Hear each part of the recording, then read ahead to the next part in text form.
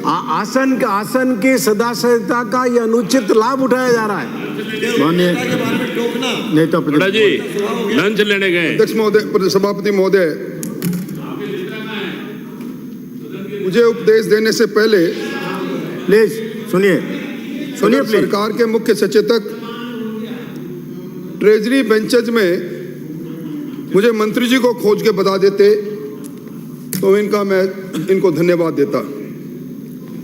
सभापति महोदय, इस बिल पर बहस जब प्रारंभ हुई थी उस समय मैं उम्मीद करता था कि प्रभारी मंत्री के रूप में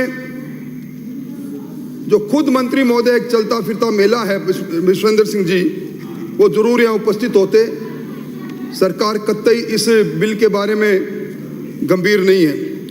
सभापति महोदय, 2011 के अंदर इसी सरकार ने एक प्रशासनिक आदेश से राजस्थान में मेला प्राधिकरण का गठन किया था और उस समय भी 2008 की घटना को मद्देनजर रखते हुए किया था।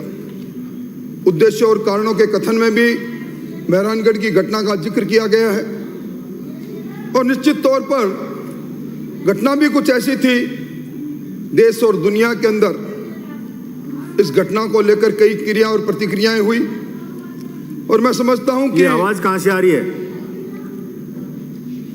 जो बात सुनिए। सिरोही से आने वाले माननीय सदस्य ने कही, मैं सोच रहा था कि सलाहकार की परिभाषा क्या होती है, इनकी सलाह क्यों नहीं मानी जाती। कम से कम अब सरकार की अंतिम पायदान में इनकी सलाह इस सदन के माध्यम से मुख्यमंत्री जी माने, कहां से ये मैं मांग कर रहा हूं। और बोलिए उनको। और इन्होंने जो 2008 की चोपड़ा कमीशन की बात उठाई, बाहर बोलिए, और उस समय तत्समय सरकार पर आरोप भी लगाया। मैं समझता हूं कि अब यह सरकार अपने कार्यकाल की अंतिम पायदान पर है तो इस सरकार से सवाल करना चाहिए कि यह घटना हुई थी जोधपुर में, मुख्यमंत्री जी का गृह नगर, और उसमें चोपड़ा कमीशन की रिकमेंडेशन के आधार पर क्या क्या बात होनी चाहिए थी, कौन कौन सा बिल लाना चाहिए था और राजस्थान राज्य मेला प्राधिकरण में उसका समावेश हुआ या नहीं, उसका जिक्र जरूर होना चाहिए था। और सभापति महोदय, मैं इस विधेयक पर अपनी बात कहूं उससे पहले मेले को जो इन्होंने डिफाइन किया है, राजस्थान राज्य मेला प्राधिकरण के सेक्शन 2 में मेला को इन्होंने डिफाइन किया है, मेले से ऐसे मेले जिन्हें राज्य सरकार द्वारा प्राधिकरण के माध्यम से प्रबंधन के लिए अधिसूचित किए जाएंगे। यानी राजस्थान के अंदर जितने भी मेले, उन मेलों को एक तरह से परिभाषा में ले लिया और ये कहा कि मेले वही मेले होंगे, बाकी मेले नहीं। क्योंकि आप इसके नाम पर सूत्र जो नाम पर मिलाजा फरमाए, ये राज्य मेला, यानी राजस्थान में जितने मेले हैं उनके लिए ये बिल लाया गया है प्राधिकरण के लिए। और सभापति महोदय, मुझे मैं सदन का ध्यान सेक्शन 17 मेले के आयोजन, कोई भी आयोजक जिला मजिस्ट्रेट या जिला मजिस्ट्रेट द्वारा नाम निर्देशित उपखंड मजिस्ट्रेट से एनिमिन रंग के किसी अधिकारी से अनुज्ञा लिए बिना मेला आयोजन नहीं करेगा। यानी हमें एक विधेयक बना रहे हैं और विधेयक के माध्यम से राजस्थान के अंदर अब मेलों का आयोजन होगा तो मेलों के आयोजन के लिए आयोजनकर्ता को डिस्ट्रिक्ट मजिस्ट्रेट या उनके द्वारा प्राधिकृत किया गया कोई अधिकारी, उससे अनुमति लेनी होगी। और उसके लिए भी सभापति महोदय 17(2) में ये कहते हैं 30 दिन पूर्व ऐसे रीति से जो विहित किए जाए मेला आयोजन करने की अनुज्ञा के लिए आवेदन करेगा 30 दिन पहले। आज राजस्थान के अंदर सभापति महोदय कोई ऐसा गांव नहीं, मैं जब मेरे छोटे से गांव पर नजर डालता हूं तो मेरे गांव में एक वर्ष के अंदर 6 मेले होते हैं और 6 मेले इसलिए होते हैं कि हमारी सामाजिक संस्कृति में, हमारी धार्मिक संस्कृति में मेलों का बहुत बड़ा महत्व है। अब मेलों को करने के लिए जो आप कह रहे हो कि हम एक प्राधिकरण बना रहे हैं और उसके अंदर आप शक्तियां दे रहे हो कि जिला मजिस्ट्रेट से और एसडीएम से 30 दिन पहले प्रार्थना पत्र देकर वो अनुमति ले, और उसके बाद आप आगे क्या कर रहे हैं? अगर वो अनुमति नहीं लेता तो क्या होगा? अपराधों के लिए दंड। धारा 19, यदि कोई आयोजक बिना अनुज्ञा के या प्रदान की गई अनुज्ञा सहित किए जाने के पश्चात भी मेला आयोजन करता है तो वह साधारण कारावास से, जिसकी अवधि 1 वर्ष तक की हो सकेगी, या जुर्माना से, दोनों से दंडित किया जाएगा।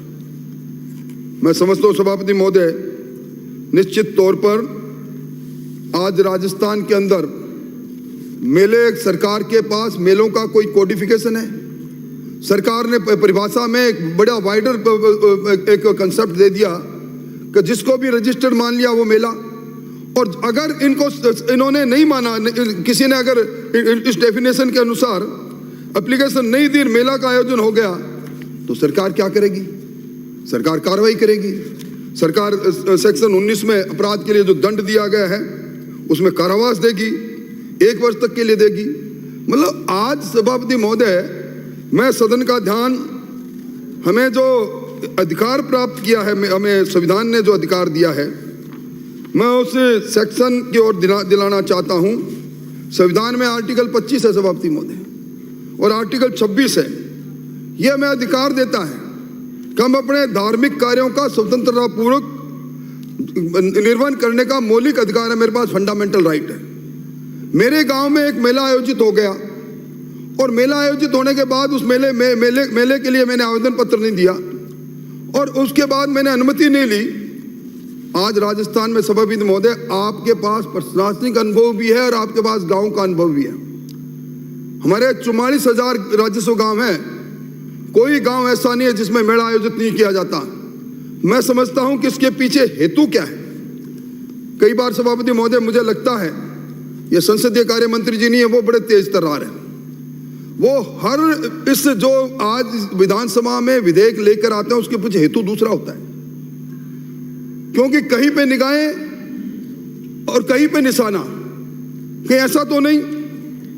क्योंकि मैं देख रहा था, होली हो, धुलंडी हो, नवरात्रा हो, रामनवमी हो, हनुमान जयंती हो, हनुमान चालीसा हो, संसदीय मंत्री आ गए, उन पर कई बार मैंने पाबंदी लगी देखी। मुझे उदयपुर जिले में जिला कलेक्टर ने ऑर्डर कर दिया, और वो ऑर्डर 2 महीने तक लगातार रहा।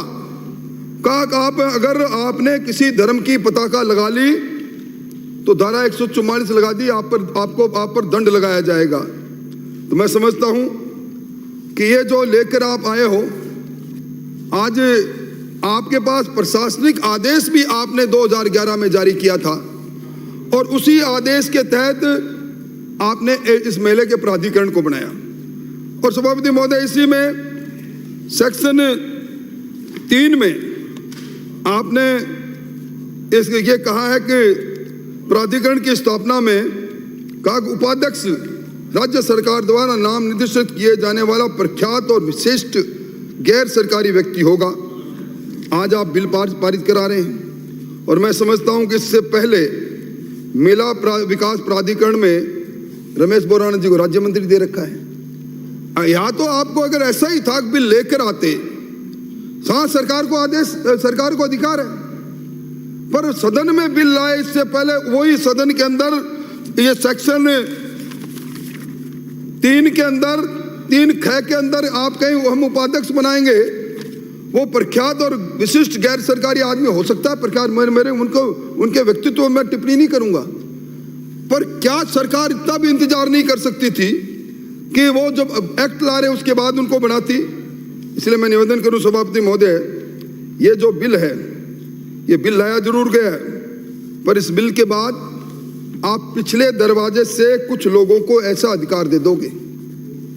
मेरे यहाँ मेला आयोजित हो गया, छठ का मेला हो गया, मेरे यहाँ और किसी उत्सव रामदेव जी का मेला हो गया, मैंने मेले में गांव के लोगों को मालूम नहीं, पुलिस का सिपाही आएगा, आज्ञा दिखाओ, आज्ञा नहीं है तो चलो बंद करो, और फिर इस सेक्शन के तहत, सेक्शन 17 के तहत आप मेला आयोजित करोगे और 19 के तहत आपको जेल हो जाएगी। ये एक तरह से हमारे फंडामेंटल राइट पर कुठाराघात करने के लिए आप ये बिल लेकर आए हो। और मैं सिरोही से आने वाले माननीय सदस्य की एक बात से सहमति व्यक्त करता हूं, हालांकि इनकी सलाह और कोई नहीं मानता। इन्होंने कभी हेलीकॉप्टर से लटकने की बात कहते हैं, कभी दूसरी बात कहते हैं, पर मानते हैं। पर एक सलाह इन्होंने बड़ी ठीक दी। सभापति महोदय, मेला का आयोजन तो हो गया, आपने इस पूरे बिल में केंद्र बिंदु रख लिया, मेला जहां आयोजित होता हो गया वहां, पर मेले से पहले हमारे सालासर का मेला निकलता है।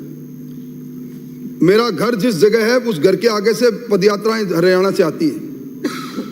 घर से बाहर निकला मुश्किल इसलिए हो जाता है कि यात्री श्रद्धालु लोग आते हैं, और श्रद्धालु लोग फिर उस जगह जाकर रुक जाते हैं जहां उनके लिए कोई न कोई दूसरा श्रद्धालु कैंप के नाम पर, शिविर के नाम पर, उनकी सेवा के नाम पर, उनकी सेवा की व्यवस्था के नाम पर टेंट लगाकर बैठता है, और उसके बाद वो सारा सड़क चौक हो जाती है।